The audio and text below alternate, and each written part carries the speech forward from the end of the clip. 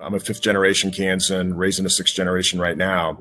And so, I would say that a lot of my family comes from that kind of stoic, Midwestern, small town culture where you're just supposed to accept the suffering as a way of life and have a stiff upper lip, just kind of buck up and live through it. You can do that, but we know that it doesn't have to be that way. And that you can live, a much healthier life if you just understand that your mental health is actually part of your overall health and understand that there are resources out there. So what we've tried to do is create some messaging to help people understand that they don't have to go through this alone and that they're not alone.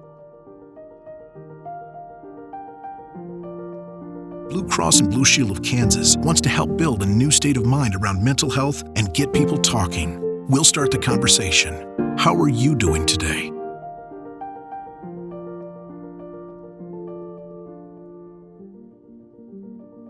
I've had meetings and conversations with folks all over the community here in Kansas. And what's amazing is how often mental health comes up. Kansas is a lot more diverse than people might realize. And you put your finger on a lot of the growth that's going on, especially out in Western Kansas.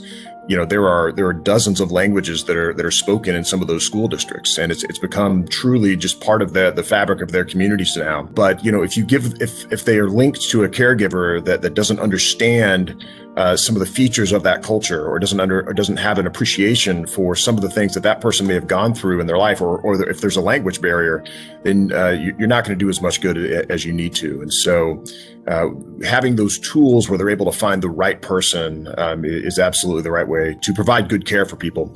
What those individuals are going through is so important. And I do think in the long run, given that mental health is so important to your overall health, I think it will help address some of the health disparities that are out there.